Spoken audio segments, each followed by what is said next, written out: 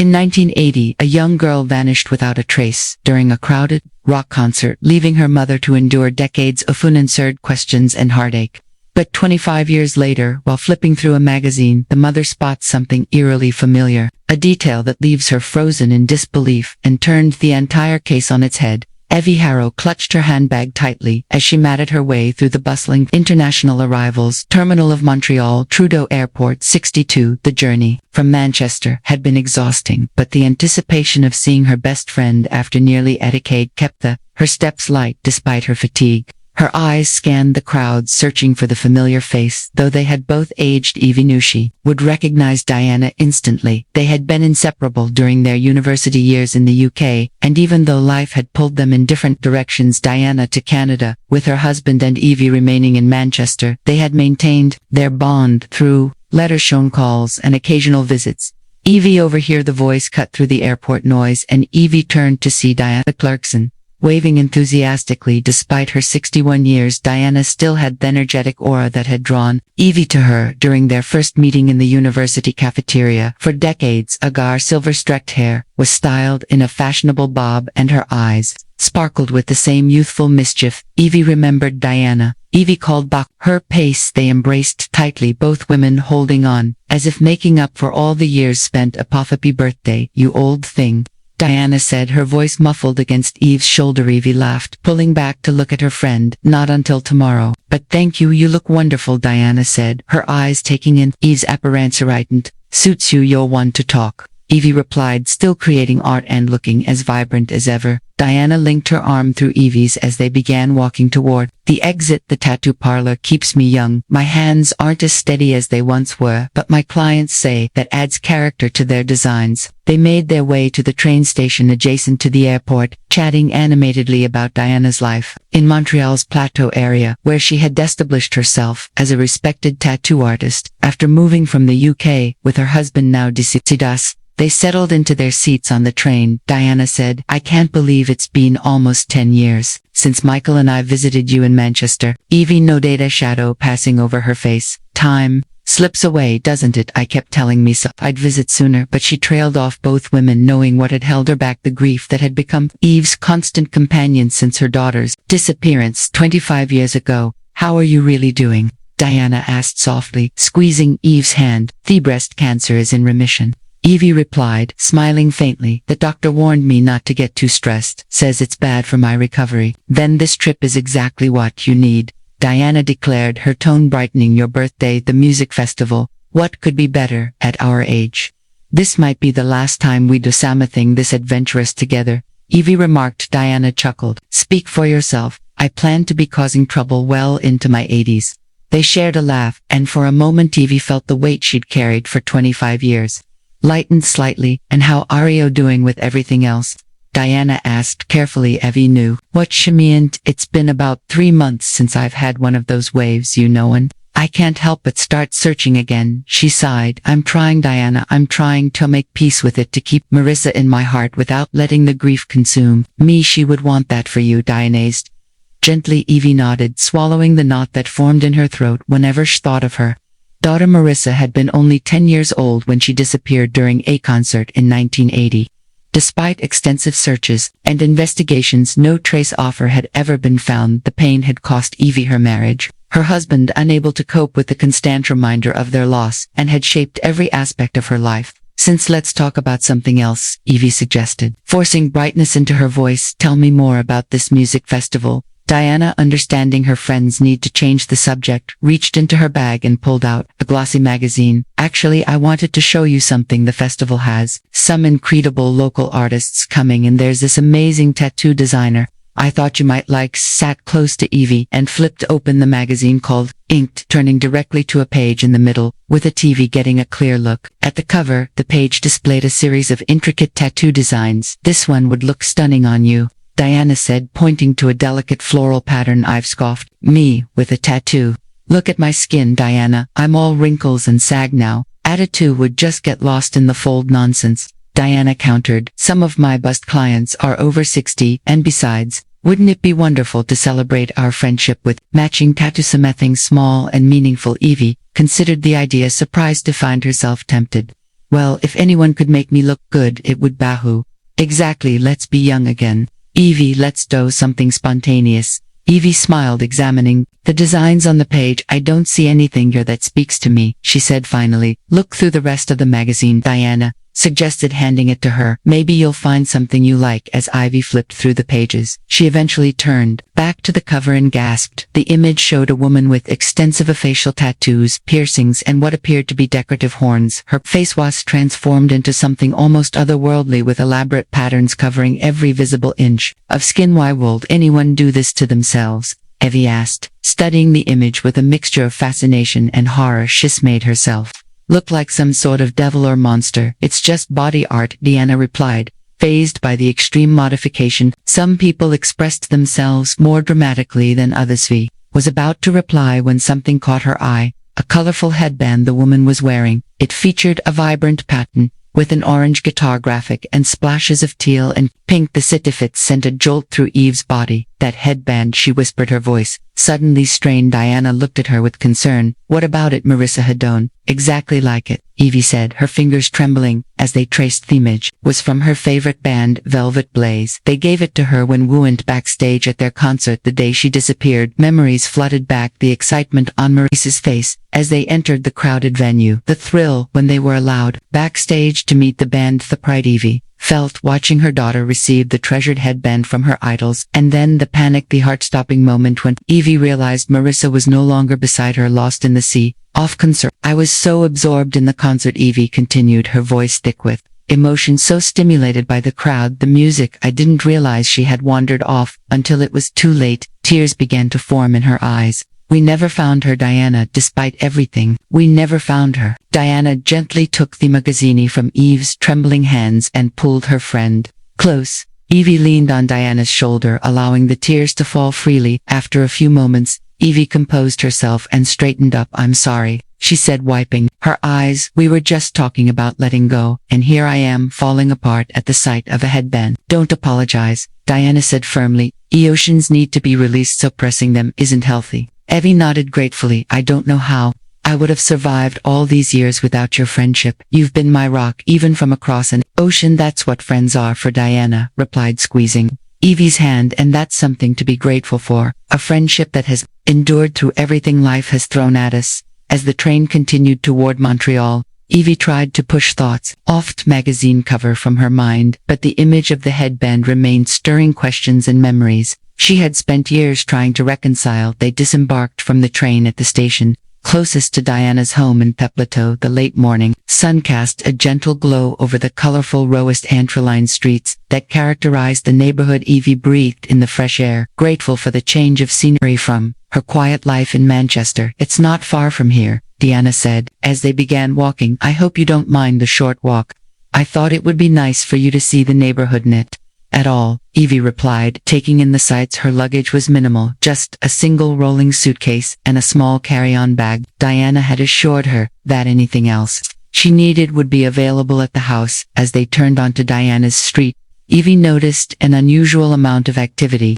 Several vans with network logos were parked along the curb, and people with cameras and equipment moved purposefully around the area. What's going on? Evie asked, gesturing toward the commotion. Oh, it's for the music festival, Diana explained. They'll be here all week. This morning, on my way to pick you up, I saw some of the band personnel going into that penthouse-style loft over there. She pointed to a modern building at the end of the street. Looking beyond the media vehicles, Evie could see the festival set up in the distance. A sprawling era of stages, tents, and vendor booths spread across a large open field. The festival grounds are just a short walk from my house, Diana continued. It's one of the reasons I bought tickets. We can come and go as we please without dealing with parking or public transportation. They reached Diana's house, a charming two-story row home with a small garden in front. Inside the space, down, his hands firmly gripping her shoulders to keep her pinned in place, Evie's instincts kicked in immediately. Light thinking, she pulled out her phone and dialed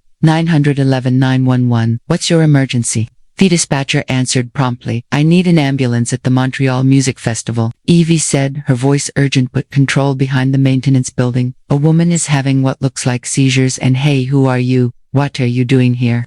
Troy's voice cut through her call as he noticed her presence. Evie backed away. As Troy stood up and started toward her, "You tried to kill her," she shouted, pointing at Paisley's shaking form on the ground. Troy's face contorted with rage and fear. "You don't know what you're talking about," he snarled, advancing on her. "Get out of here." Evie continued backing away, her phone still connected to the emergency dispatcher. "Please help." She called into the phone. "I'm at the festival behind the maintenance building. A woman needs medical attention immediately." "Evie," a voice called from behind her. "What's going on?" Evie turned to see Diana and the event organizer hurrying toward her, concern evident on their faces. Troy stopped in his tracks, clearly alarmed by the arrival of more witnesses. He looked frantically from Evie to Diana to see organizer, then back at Paisley, who continued to convulse on the ground. "This is a misunderstanding," he began, his tone abruptly shifting to something more controlled. "My wife is having an allergic reaction. I was trying to help her."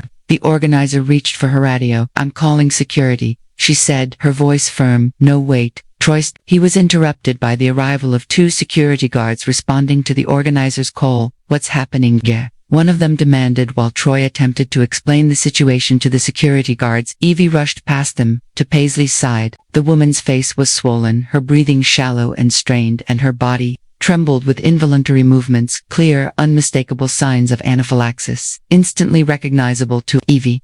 Her daughter Marissa had once suffered from this too. "She's having a severe alert," Evie announced, opening her purse. "She needs epinephrine immediately." To everyone's surprise, Evie pulled out an EpiPen. "I'm allergic to bee stings," she explained quickly. "I always carry this." Without hesitation, she turned Paisley onto her side and administered the injection into the woman's thigh, holding it there for the required time before moving it. The effect wasn't immediate, but gradually, Paisley's breathing began to ease and the convulsions subsided. She coughed weakly, her eyes fluttering weapon as Evie cradled the woman's head. She had her first close look at the headband that had triggered her memories on the train up close. There was no mistaking it, the exact pattern, the orange guitar graphic, even a small stain on one edge that Evie remembered trying desperately to remove all those years ago.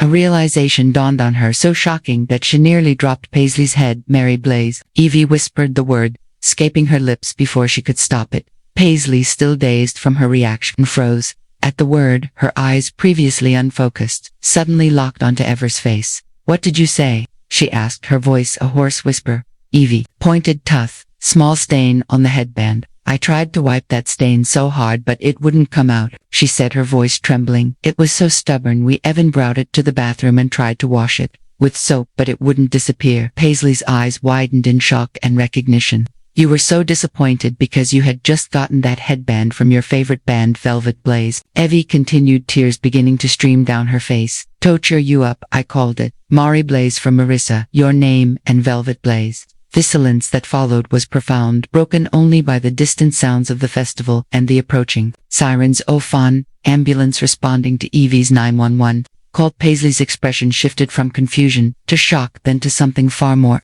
painful, anger. She pulled away from Evie, forcing herself upright despite the visible strain. "Who are you, Mary?" "Me, Evie, your mother." Paisley shook her head slowly, her eyes brimming with horror.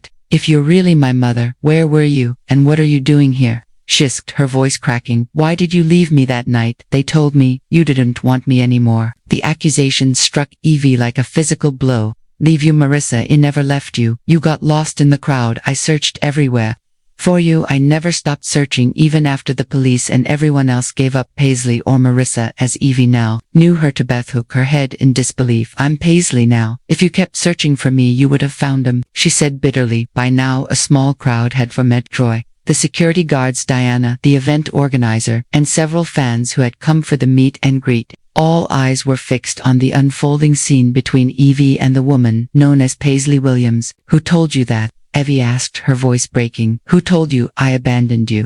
Paisley's gaze shifted to Troy, who stood a few feet away, his face a mask of controlled concern that didn't reach his eyes. "You," she said, her voice gaining strength as she pointed accusingly at her husband. "You always told me my mother abandoned method. You found me and helped me." Her eyes narrowed. "And just now you tried to kill me." Troy's facade cracked slightly. "What the hell is this?" he demanded, looking around at the onlookers. "This is all a misunderstanding. I was trying to save my wife when this woman," he pointed at Evie got in the way, cut the Paisley snapped. You had to have put something in my breakfast. That's why I collapsed on stage, why I suddenly got dizzy. Then you dragged me out here from the nap room and didn't even help. You restrained me. You knew about my allergy and made sure I didn't have my bag with my EpiPen. The arrival of police officers to the disturbance added to the tension as they approached. Troy's adminer became increasingly agitated. She's delusional from the reaction. He insisted to the officers. I was trying to help her.